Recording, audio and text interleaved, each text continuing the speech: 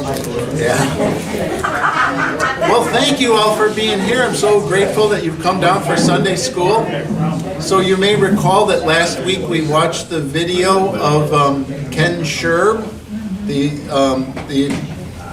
evangelism and missions director for the Illinois Central District. And so he's the one that put together kind of the outline of the series we're doing, which is 4 segments, and we're devoting 2 Sunday schools to each one. So last week you got to see his video on how to start evangelistic conversations, and so today you have a handout, and we're going to look through that, and I'm going to encourage us all to just practice it.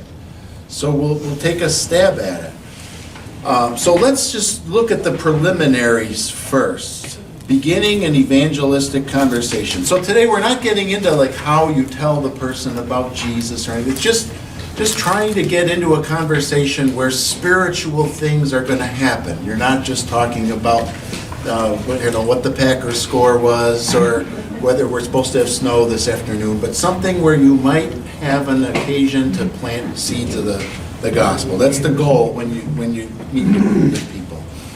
So a couple of preliminaries. One, whenever you meet a new person, try to identify yourself as a Christian right away. Perhaps something you are wearing will help. Refer to it. Or mention having been to church or Bible study. Even if you go no further along these lines, then it will help later. So that strikes me as good advice, and I have to admit I have not been good at that. When I get in conversations with people, if it comes up, I'll mention it, but I don't make a point of trying to bring it up. And that his reason for wanting this is because once you've kind of identified yourself as a Christian, it's easier for people to understand why you want to talk about Christian things as the conversation goes. I've had lots of conversations where I didn't identify myself as a Christian, and the person used so much foul language that by the time it came out I'm a Christian, now they don't want to talk to me. So try to identify yourself as a Christian. Number 2, consider finding a niche. For example, LCMS President Al Berry, what was his name, Alvin? Al Berry. Made the seat next to him on an airplane his niche. He would say, I promised myself that I was going to talk about Jesus with whoever would be sitting in this seat, and that's you. Yeah, God bless him. I do not witness on airplanes. In fact, I am guilty of praying, God, please don't let me have to talk on the airplane with the person next to me. Because my ears are popping and I'm just, don't feel good. I just want to get through it. But a lot of Christians have fantastic conversations. Bill Hybels used to do that. Who? Bill Hybels? Bill Hybels always, and then he'd draw, he had a paper, he'd draw things out. I remember Jim Nestingen telling a story. He said he never wore his clerics on the plane because he said if you do, inevitably the person next to you is going to start talking about something. Yeah. And yet he says God would always make it happen, and he would talk about the conversations. Very amazing stuff. So below are 3 encouragements, A, B, and C. We're going to do them one at a time. Each of them stands independent of the other. So it's not that you have to learn A, B, and C or do them in some kind of order or something like that. These are all just helpful hints for how to start a spiritual conversation. And we're going to practice them, and after each one, take a few minutes for discussion to see how that worked for you. And maybe you'll say, I don't think I can do this one. Maybe there'll be a different one that works better for you. Each of them stands independent of the others. Perhaps you will encounter a situation in which you can use more than one of these 3 suggestions. However, please bear in mind that they're not listed here with the intention that you will utilize the second one only after using the first one, etc. So these are just different options that you can look at. So the first one is, to begin talking about God and church, you can ask someone, you see it there in italics, in which church or in which religious tradition were you raised? This was suggested to Dr. by Dr. Wallace Schultz, former Lutheran Hour speaker, And people are usually not defensive about this, for they themselves had no control over where they were raised. So you're not putting anyone on the defense, however they grew up was how they grew up, right? Alternatively, you could say, I'm baptized, are you? And the answer to either of the above questions will probably be short. So the person's maybe going to say, oh yeah, I grew up Baptist. Or if you ask if they're baptized, they go, yes. Yeah, I was going to say that's a dead end. Right. So to draw the person out more, be prepared with a follow-up question, such as, this is a very good question. How did that work out for you? Or, that's not the way I would normally talk. Maybe I would change it to something like, How do you think that's impacted your life? yeah, tell me how that's impacted your life, or what is that meant for you, if anything, something like that. So all of these, you're free to change them. Nothing here is really rigid. So if you're really stiff about this and it's very hard, you can take your paper when we practice and just read it. That's okay, because it's just to get you in the practice of doing it. But if you feel comfortable at paraphrasing it or adjusting it or change it, by all means do that. It's possible that people will say they were not raised in any church or that they are not baptized. In this case, a good follow-up question can be, in what ways can it be good for children to be raised learning about Jesus? So you're asking something about, do you think that there's any value for people who were raised in a church or kids that grew up this way? So let's see how there's ways to do this. Specifically mention Jesus in this question, not just church. There's lots of people who harbor suspicions about the church still respect Jesus, although they may regard him simply as a great moral teacher, etc. So they clearly have a lot of experience at this. If you start talking about the church up front here, you might turn some people off right away. They've had bad experiences in the church. But when you bring up Jesus, many people can handle that. So here's what I want you to do. I'm going to have you pair off, not with your spouse. So I want you to pair off.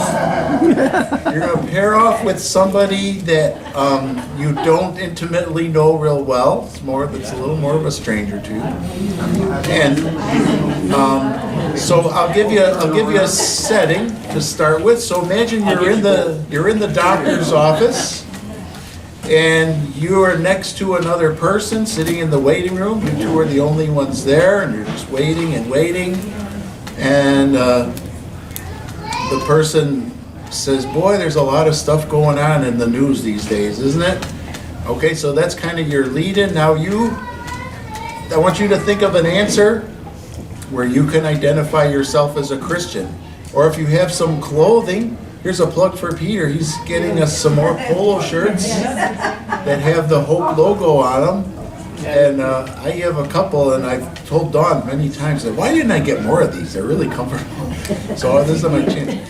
So if you've got something you can point to, or maybe notice I'm wearing a cross because I'm a Christian. So that gives me a way of thinking about it. Were you raised in any religious tradition? So see how you can sort of do that? So your whole conversation it's just the beginning, and you're just practicing. So this might only take like a minute. But I want you to pause and think about it and practice doing this with someone. Then we'll get back together and share how you felt it worked. So divide up into twos. Do you need me to divide you up, or can you all find a partner? Sure, when I get divorced, does that count?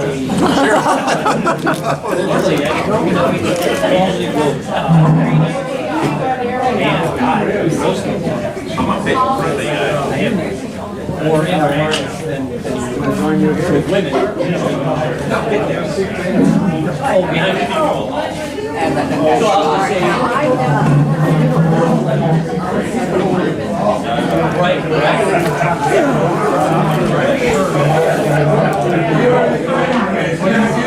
Sometimes I'll just introduce you, brother Noise. How are you doing? Yeah, I'm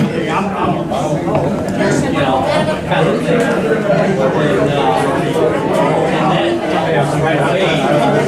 I think everybody's paired up. That's perfect.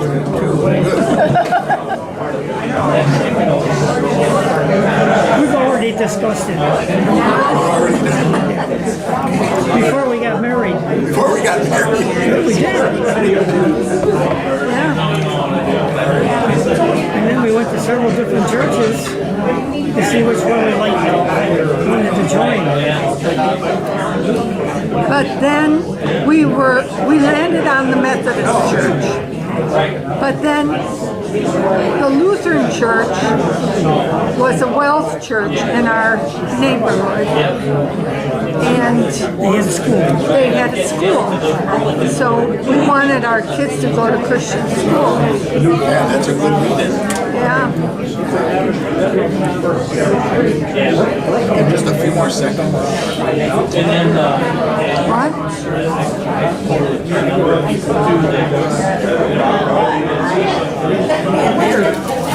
All right, I hate to interrupt. That was quick. Yeah, but this is just a lead-in, so. I just started. Oh, I'm sorry. So you could have used more time. I just converted them. Al is an overachiever here.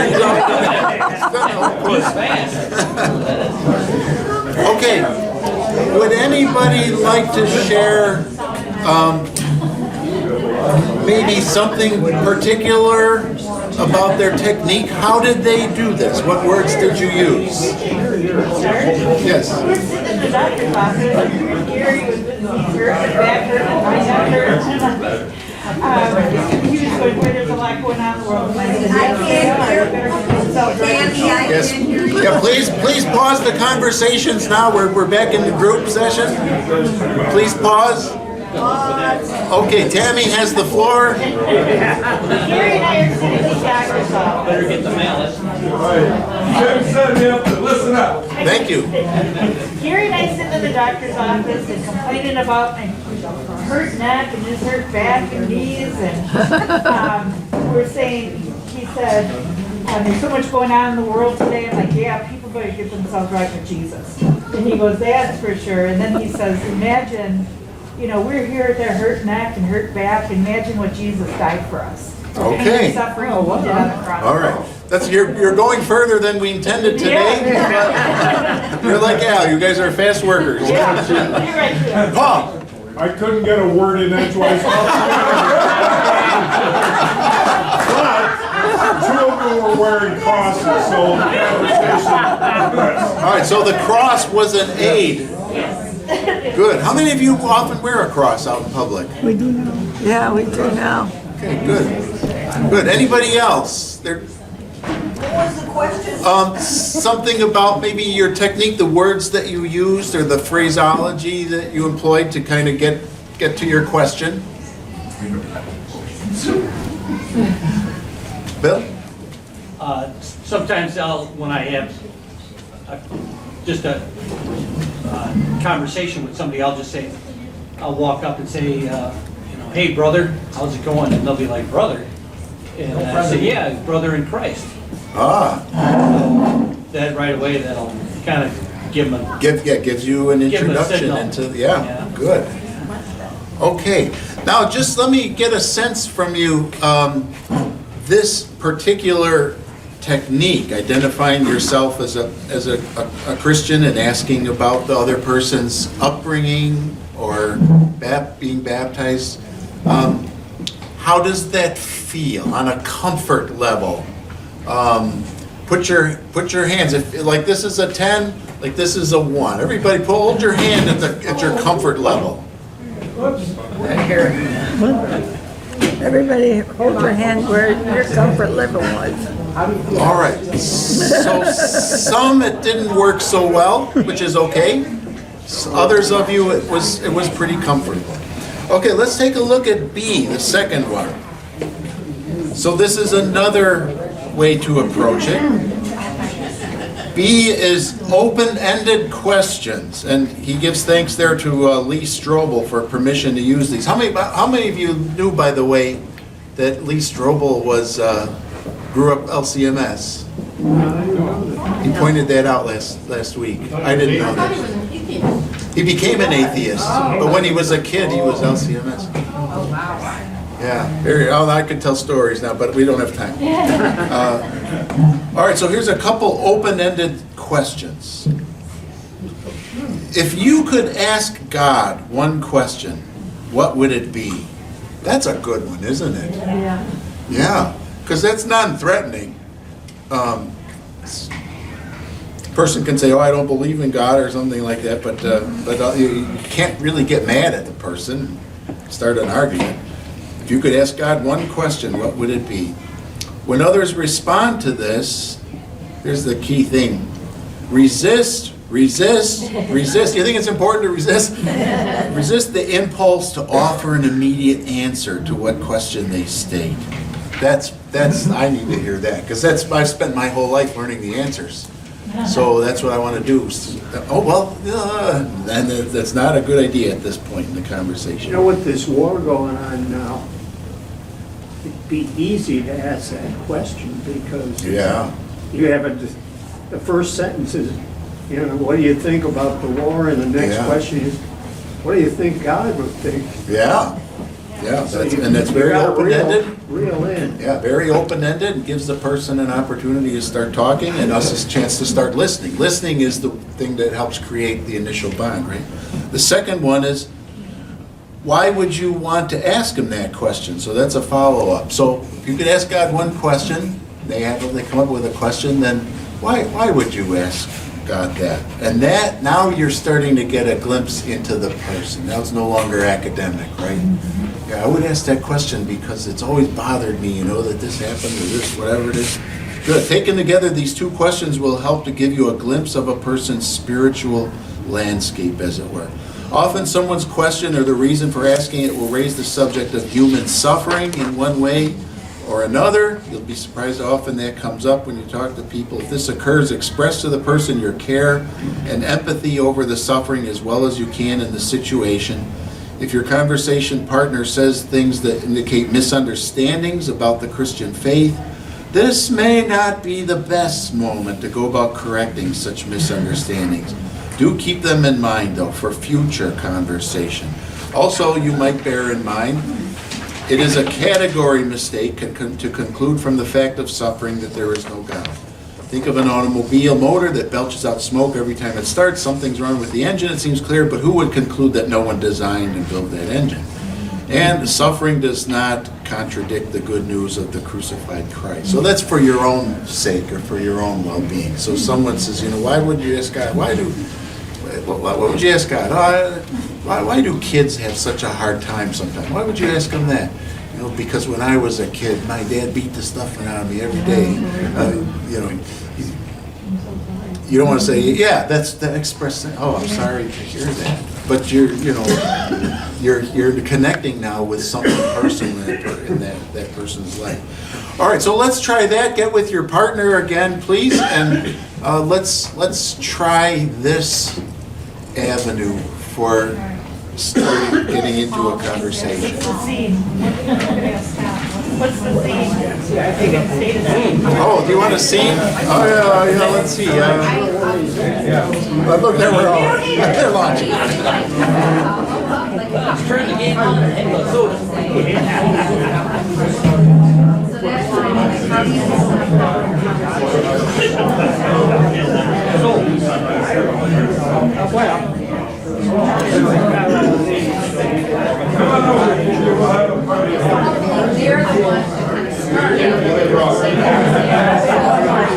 I don't know where to go from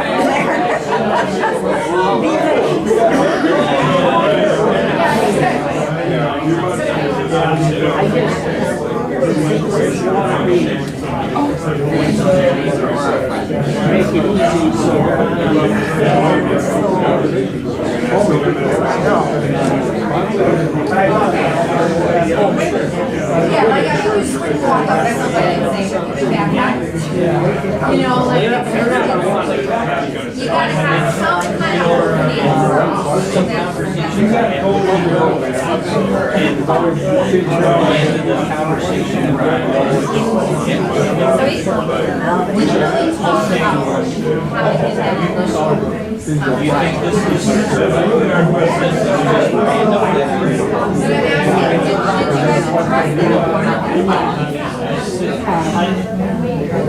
you know that this wasn't meant for you, that the Holy Spirit is not working? I don't know. So it's to talk to you. Yeah, oh yeah. I've had that a couple of times. And that made a big difference. It's really I know.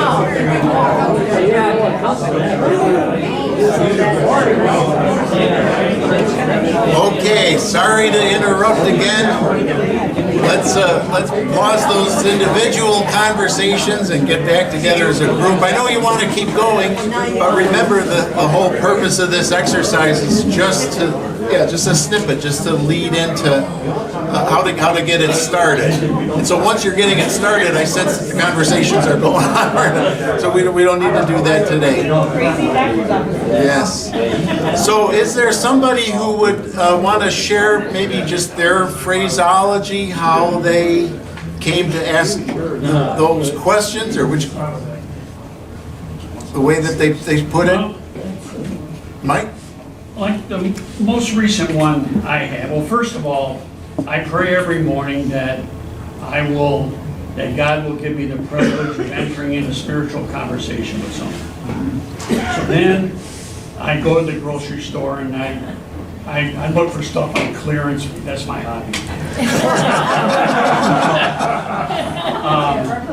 So I go, and so I'm looking for opportunities. So I'm standing by the pork shoulder and the pork belly that's on clearance, and I see the guy put a pork belly in his cart. And so I asked him, what are you going to use that pork belly for? And then we start getting in a conversation on that, and he's talking about he's into barbecuing, and then we start talking about, and I bring about using that. That'd be good to bring to my church, and so we start. So we just go, and then another time I was looking at cookies on clearance. I said, I'm in charge of cookies for Midwest Creation Fellowship, and I go out and tell them what that's all about. Good. hang out in the clearance aisle. Well, I've shared before, Mike has, I think, the gift of evangelism. I told him he should write a book, Conversation in the Clearance Aisle. All right, would you just give me a signal, 10, 1, or anywhere between this technique, asking these open-ended questions? How well do you see yourself doing this? How practically does this kind of fit your mode or personality in life? Let me see. It's easier. I think it's not so, I overcomplicate it. I think Okay. there's more than that. Yeah, I see a couple high ones, but I see some wavering ones, so a lot of people are kind of in the middle. Okay, let's take a quick look at the last one here, which is church testimony. So this is distinct from personal testimony, which is often a rather dramatically charged story of personal conversation. Dr. Paul Faust and others have recommended the church testimony. In it, you talk about what your church has done for you. So there again, it doesn't make it too personal too quickly. If somebody's in my first 3 minutes talking to them, they start telling me that they're a recovering alcoholic and all that. I'm already like, well, I just wanted to buy some pork bellies.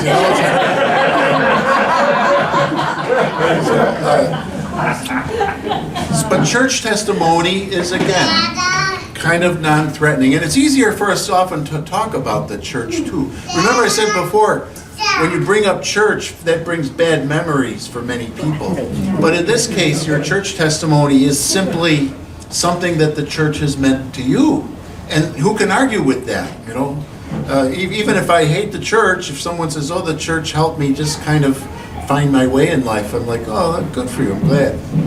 But so it should be non-threatening. So using the church testimony might give you, you might do it by expressing gratitude. Oh, I'm so thankful that God brought me to my church because it helped me with this or that. Or it's a resource for living, or, the church has been really meaningful to me because it helps me just get my bearings each week and kind of stabilize. And don't forget the kids. Oh yeah, I brought my kids to church and now, they really get excited about it and whatever it is. Or the big one there is preparing to die. That's a tough issue to bring up, but there you might have occasions where that can come up pretty early. Above and beyond all else, the most important thing my church has done for me is that it's gotten me ready to die. So, I'm not as afraid of death as I used to be because at church I learned the things that help me be ready for it when it comes. So try any of those or some variation of them or whatever. So go ahead, we've got about 1 minute. So give this one a try too and see how this works.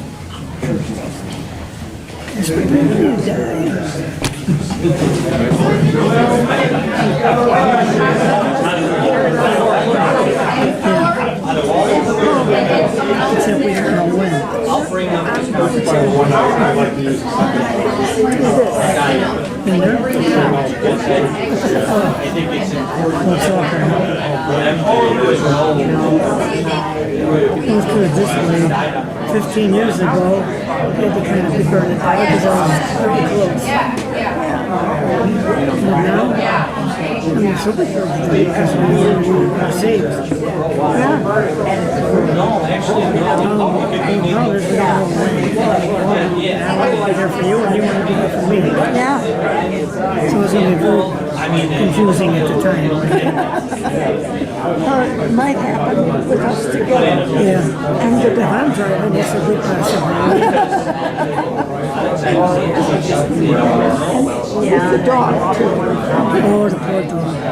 Which one of us is he going to be buried with? Well, that's right. Cut her in half. Just like the baby.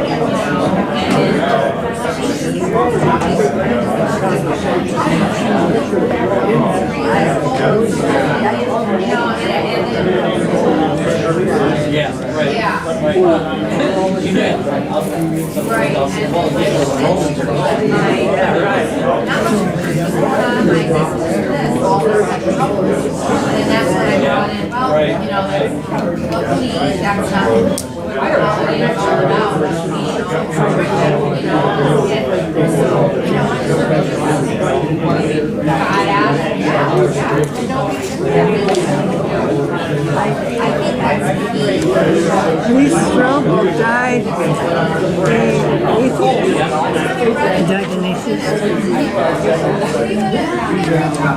Let's just look up Lisa.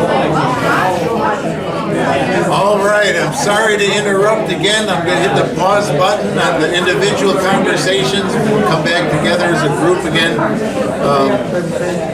So we're out of time to share how it went for you, but give me again a feeling of how well this went for you. All right. Overall, this seems to have been a little easier for many people, just judging by the responses you're giving me. All right. So please don't just completely drop this from your mind and forget all about it till next Sunday. Take your paper home, and sometime this week, just scan it again. It'll take you 20 seconds to review real quickly the 3 approaches and the questions, and just spend a minute thinking about it while there's a commercial on TV or while you're waiting for the phone to ring or something. I don't know if I missed something or it's just me, but it's like all of that is good. It seems like you still have to have that initial talk, to start the conversation. I know that's what all this is about. Some just seems more like that. It's once the conversation's going, it's all about your test in church. So, yes. You're not gonna just walk up to somebody. You don't just walk up to someone and ask, what religion were you raised in? Right. But the point of this is to say early on in the conversation, if you want it to be a spiritual conversation, you have to have ways to shape it in that direction. Otherwise, how many conversations do we all have with someone during the week? And we could talk to them for a long time and nothing spiritual ever comes up, right? So this is the way to try to craft it that. It always started out as, it looks like the glory of God is shining on you today.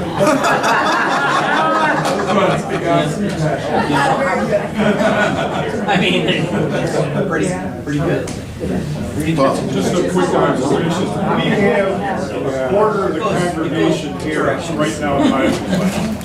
That's unheard of with the Lutheran Church. Yeah. That is incredible. Yeah, thank you for pointing that out. I am grateful for all of you to be here. In the Catholic Church, church sociologists say about 5% of people go to Bible study. In Protestant churches, it's usually 10 to 15%. So Paul said we got 25% of our congregation here. So that tells me Hope is a church filled with many people who want to grow in their faith and want to be able to share their faith. Praise the Lord. That's a great thing. And a good pastor too. Oh, yeah.